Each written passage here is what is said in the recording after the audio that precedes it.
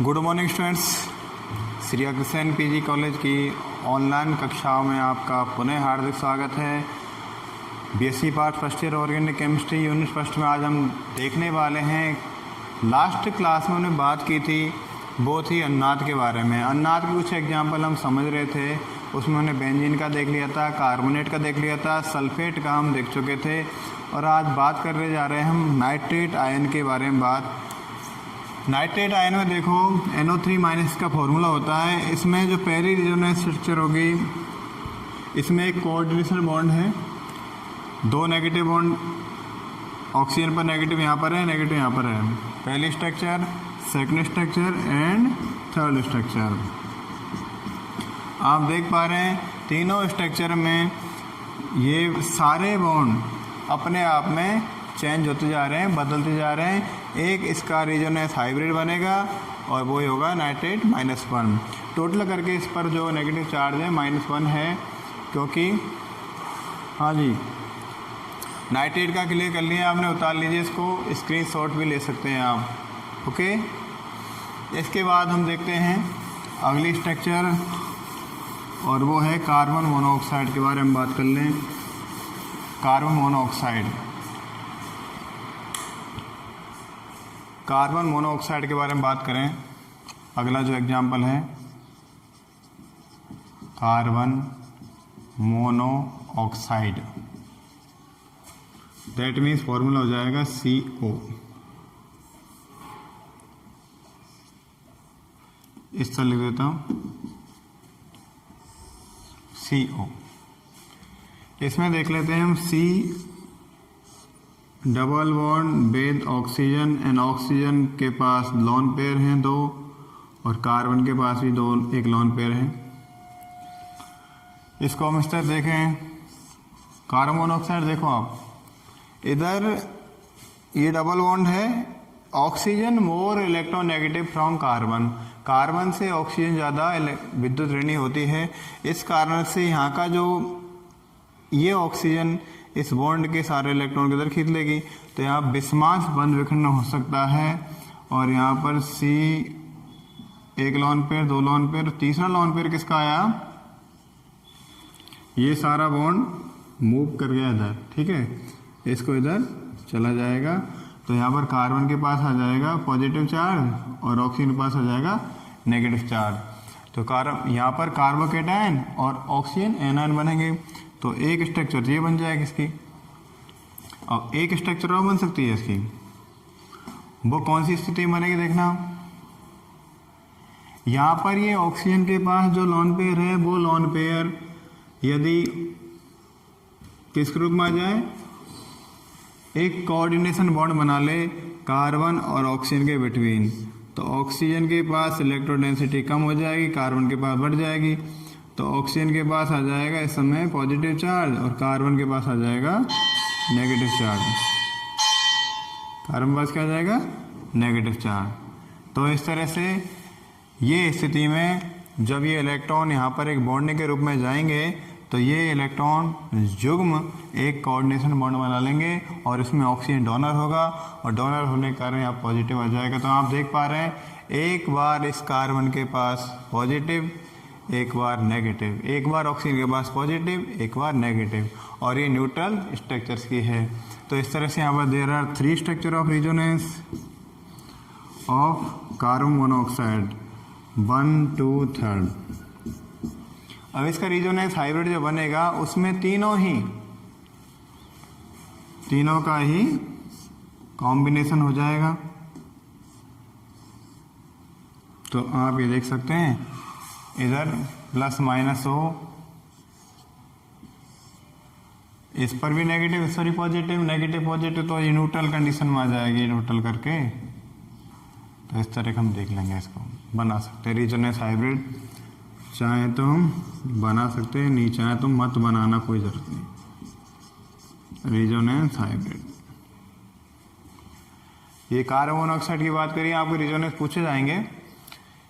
इसके बाद हम बात कर लेते हैं कार्बोक्सिलेट आयन की बात। इसकी बात करें, कार्बोक्सिलेट आयन के बारे में चर्चा करें।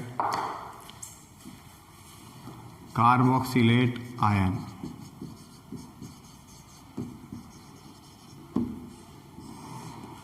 देखो कार्बोक्सिलेट होता है जैसे C double bond O negative R लगा दिए तो कार्बोक्सिलेट आयन है। कैसे बनाए इसको देख लेते हैं थोड़ा सा। RC डबल बॉन्ड OH ये कार्बोक्सिलिक ग्रुप है, कार्बोक्सिलिक एसिड। यहाँ से O और H वाला जो बॉन्ड है वो टूट जाएगा और H किसके रूप में निकल जाएगा, -H प्लस प्रोटॉन के रूप में निकल जाएगा। और यहाँ पर RC डबल बॉन्ड O और O नेगेटिव, और O के पास क्या हो जाएगा, एक नेगेटिव। तो इसे बोलेंगे कार्बोक्सिलेट आयन। क्या बोलेंगे इसे, कार्बोक्सिलेट आयन से बोलेंगे हम। ठीक है भाई, इसकी रेजोनेंस स्ट्रक्चर देखें कार्बोक्सिलेट आयन की। RC double bond O negative, lone pair already पहले से ही हैं, ऑक्सीजन के पास भी है यहाँ पर। तो ये क्या करेगा, इधर से ये नेगेटिव एक बॉन्ड में कन्वर्ट हो जाएगा, इधर से ये बॉन्ड ऑक्सीजन के पास मूवमेंट करेगा इलेक्ट्रॉन पेयर के रूप में। R C और ये O के पास ये लॉन पेयर आ जाएगा और नेगेटिव हो जाएगा। ठीक है भाई।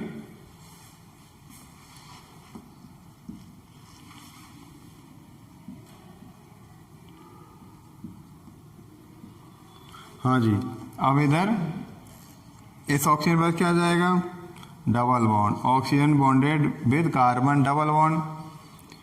तो यहाँ पर लॉन पेयर हैं 2, उसके बाद ये स्थिति आ जाएगी, ये इधर से इधर और ये इधर से इधर। तो कार्बोक्सिलेट आयन की एक स्ट्रक्चर ये हो जाएगी और दूसरी स्ट्रक्चर ये हो जाएगी। अब देखें इसमें आप क्या देख पा रहे हैं, इसमें हम देख पा रहे हैं कि इस कार्बन से जुड़े इस ऑक्सीजन और इस ऑक्सीजन दोनों पर, अब इस पर नेगेटिव है तो इसके बाद इस पर नेगेटिव है, दोनों पर नेगेटिव और चार्ज आ रहा है। नेगेटिव चार्ज का मूवमेंट दोनों ऑक्सीजन पर हो रहा है, इसलिए इसका रेजोनेंस हाइब्रिड क्या बनेगा, RCO और O। कुल मिलाकर यहाँ पर दोनों ऑक्सीजन के बिटवीन नेगेटिव चार्ज हो जाएगा। तो हम ये लिख सकते हैं इजीली। तो ये resonance hybrid of carboxylate ion, resonance hybrid of carboxylate ion. Clear हुई बात, कार्बोक्सिलेट आयन की बात क्लियर हुई। ओके, तो ये था रेजोनेंस अनुनाद का जो टॉपिक हमारा चल रहा था वो यहाँ पर क्लियर हुआ। इसके बाद हम बात करने वाले हैं, किसकी चर्चा करें बताओ। इसके बाद हम बात कर लेते हैं, एक नया टॉपिक है, नए टॉपिक के अनुसार बात करें हम, और वो टॉपिक है किसका, ले ले बताओ, एरोमेटिकता। एरोमेटिकता और हकल रूल, ये आपके लास्ट यूनिट और है 5वीं यूनिट, उसमें और पढ़ने को मिलेगा। तो यहाँ पर एरोमेटिकता के बारे में थोड़ी सी कॉन्साइसली हम जानकारी ले लेते हैं, और बाकी मैं इसे थोड़ा बहुत समझा रहा हूँ, मैं इसका PDF भेज दूंगा क्योंकि ये लिखावट वाला है, यहाँ पर कुछ ज़्यादा नहीं है। एरोमेटिकता और हकल रूल दोनों के मैं आपको नोट्स भेज दूंगा, 2 पन्ने भेज दूंगा क्योंकि लिखने वाली स्थिति है। तो इसमें मैं समझा देता हूँ थोड़ा बहुत कि एरोमेटिक जो कंपाउंड्स हैं वो बेंजीन के सजात के रूप में हम जानते हैं उनको, कि बेंजीन का सजात है, बेंजीन जैसा है। तो एरोमेटिक जो कंपाउंड्स होते हैं उनमें कौन कौन सी विशेषताएं, स्पेसिफिक कंडीशन कौन कौन सी हैं। पहली तो होती है, ये सभी अणु समतल चक्रीय होते हैं।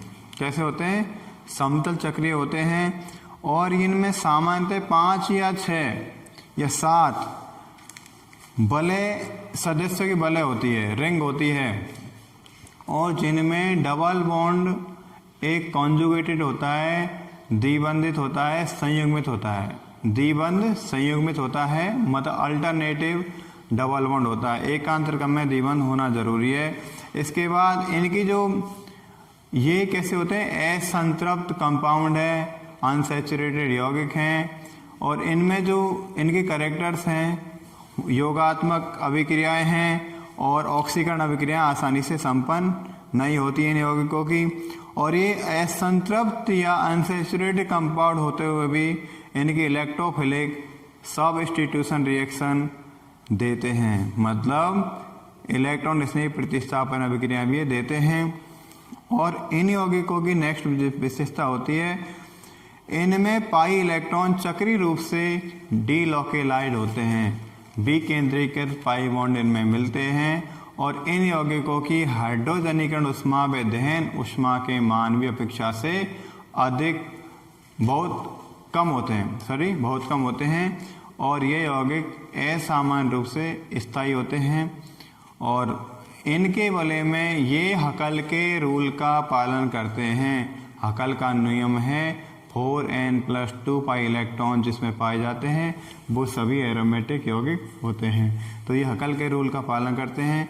तो ये लिखावट वाला है, इसको मैंने थोड़ा समझा दिया आपको और मैं हकल के रूल के बारे में थोड़ा बता देता हूँ, क्योंकि एरोमेटिकता का तो मैं PDF भेज दूंगा आपको। हकल के रूल के बारे में थोड़ा देख लेते हैं। हकल नियम क्वेश्चन के रूप में लिख देता हूँ।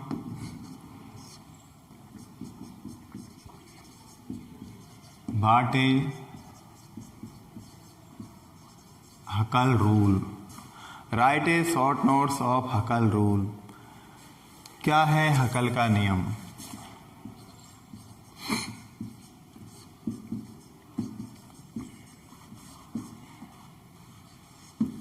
हकल नियम क्या है इसके बारे में बात कर लेते हैं। आंसर देख लेते हैं इसका भाई।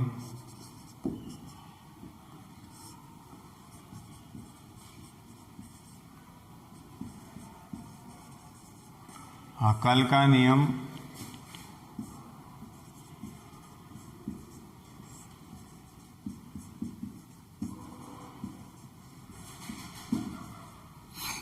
या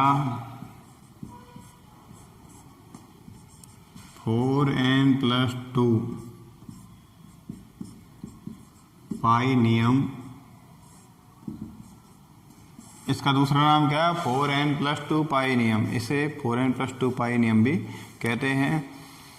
और इस नियम के अनुसार हकल, इसका प्रतिपादक कौन था?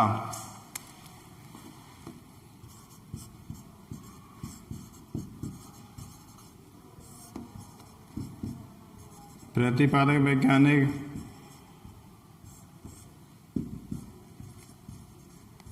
हकल, ये तो।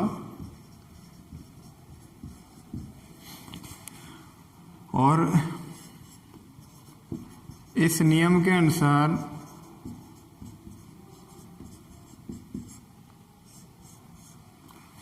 एरोमेटिक यौगिक जो होते हैं उनकी वलय में 4n+2 पाई इलेक्ट्रॉन पाए जाते हैं और इसका जो आधार बनाया वो था क्वांटम यांत्रिकी। क्या, किस आधार पर दिया नियम? ये क्वांटम यांत्रिकी के आधार पर। इस नियम अनुसार, एक मिनट,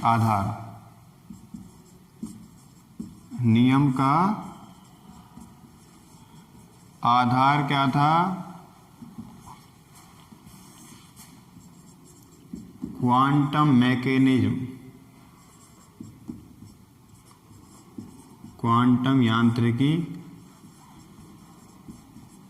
आधार। इस नियम का आधार था क्वांटम यांत्रिकी, क्वांटम मैकेनिक्स के आधार पर इस रूल को हकल ने दिया था। और इस नियम के अनुसार एरोमेटिकता का निर्धारण किया जाता है। बहुत ही इंपॉर्टेंट रूल है, एरोमेटिकता को डिटरमाइन करने का बहुत ही इंपॉर्टेंट रूल है। इस नियम के अनुसार एरोमेटिक कंपाउंड की वलय में 4n+2 पाई इलेक्ट्रॉन होना अति आवश्यक है। ठीक है, इस नियम के अनुसार एरोमेटिक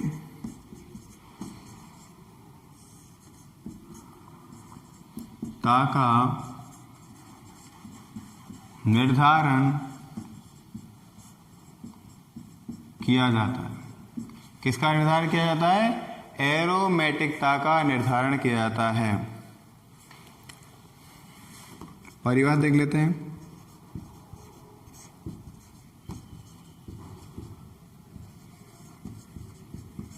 इस नियम अनुसार एरोमेटिक यौगिकों की वलय में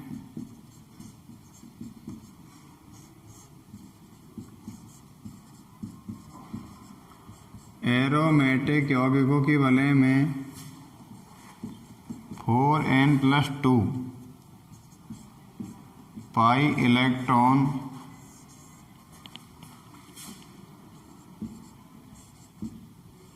उपस्थित होते हैं। ये अनिवार्य शर्त है इसकी। 4n+2 पाई इलेक्ट्रॉन होना अति आवश्यक है अकॉर्डिंग हकल, तो ही वो क्या है? एरोमेटिक कंपाउंड होंगे। ठीक है, 4n+2 पाई इलेक्ट्रॉन जरूर होना चाहिए, समतल चक्रीय यौगिक होने चाहिए। और एग्जाम्पल देख लेते हैं इसका हम हकल रूल का। इस तरह से एग्जाम्पल, बहुत ही प्यारा एग्जाम्पल है बेंजीन। बेंजीन का formula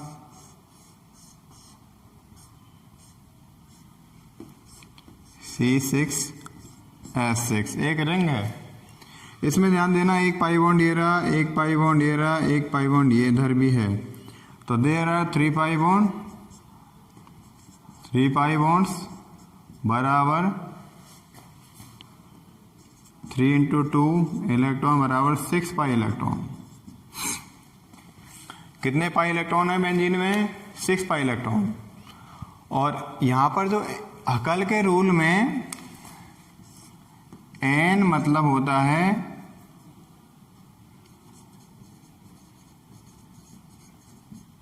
numbers of carbon atom in ring. Ring में कितने कार्बन परमाणु है उनके नंबर या n का मतलब है। तो यहाँ पर n का मतलब क्या है? यहाँ पर 1 2 3 4 5 6 ये रेखीय फॉर्मूला है और यहाँ प्रत्येक टर्न पर एक कार्बन प्रेजेंट है। तो यहाँ n बराबर कितने हो गए? 6। कितने कार्बन हो गए? 6। तो हकल के रूल के अनुसार, हकल के अनुसार देख लेते हैं, 4n+2 पाई बराबर 4 इंटू n का मान कितना है? यहाँ पर सॉरी यार, n का मतलब है, मैं गलत बोल चुका हूँ, numbers of ring. Numbers of ring है ये, माफ करना, नंबर्स ऑफ रिंग। और यहाँ पर n का मतलब है 1, मतलब एक बल है, एक बल। कितनी बल है? एक बल। तो 4 इंटू 1, n का मान कितना रख दिया मैंने? 1 plus 2 pi electron. That means 4 into 1 4 plus 2 pi electron बराबर 6 पाई इलेक्ट्रॉन। तो बेंजीन में 6 पाई इलेक्ट्रॉन प्रेजेंट होते हैं। और बेंजीन एक हकल के अनुसार एक क्या है? हकल के अनुसार बेंजीन एक एरोमेटिक यौगिक है। क्लियर हुई बात? तो यहाँ पर n का मतलब होता है नंबर ऑफ रिंग। n का मतलब नंबर ऑफ रिंग। कितनी वलय है? तो यहाँ पर बेंजीन की एक वलय है, तो एक का मान हम रख देंगे n के स्थान पर 4n, तो 4 इंटू 1 कर दिया प्लस 2, तो 4 प्लस 2 मतलब 6 पाई इलेक्ट्रॉन यहाँ पर पाए जाते हैं। तो इसकी वैल्यू और इसकी वैल्यू, दोनों की वैल्यू समान है। इसका मतलब हकल के रूल का पालन कर रहे हैं।